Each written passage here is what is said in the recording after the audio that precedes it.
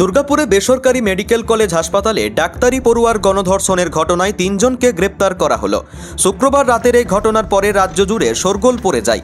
শনিবার সকাল থেকেই তদন্তে নেমে রাত পর্যন্ত অভিযান চালিয়ে নিউ টাউনশিপ থানার পুলিশ এই ঘটনার সঙ্গে জড়িত থাকার অভিযোগে পাকড়াও করে ৩ জনকে। ফোনের সূত্র ধরে তাদেরকে গ্রেপ্তার করা হয়েছে। ধৃতরা এলাকারই বাসিন্দা বলে পুলিশ সূত্রে খবর জানা গেছে। ধৃত ৩ জনকে রবিবার দুর্গাপুর মহকুমা আদালতে পেশ করা হবে। তাদের হেফাজতে নিতে বিচারকের কাছে আবেদন করা হবে। পুলিশ সূত্রে জানা গেছে, এই গণধর্ষণের ঘটনার সঙ্গে জড়িত রয়েছে ৫ জন। বাকি ২ অভিযুক্তর খোঁজে কলেজ সংলগ্ন ১ কিলোমিটার দূরে পরাণগঞ্জ কালীবাড়ি শ্মশান লাগোয়া জঙ্গলে ড্রোন উড়িয়ে তল্লাশি চালাচ্ছে পুলিশ। এর পাশাপাশি আশপাশের এলাকায় গ্রামে গিয়ে বাড়ি বাড়ি তল্লাশি চালাচ্ছেন পুলিশ আধিকারিকদের একটি দল।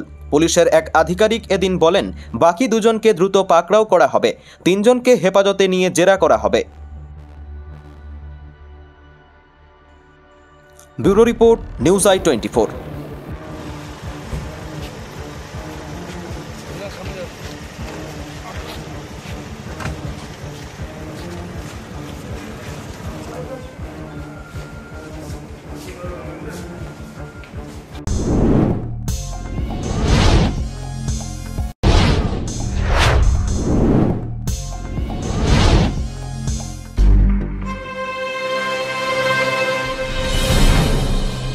জেলার সমস্যা হোক বা খুশির খবর, শহরের হাহাকার থেকে আপনার ব্যথা, জেলার গর্ব হোক কিংবা জেলার মেধা, গ্রামের অজানা গলি থেকে শহরের ব্যস্ত এলাকা, সব জায়গার খবরের ওপর রয়েছে নিউজ i24 ডিজিটালের নজর।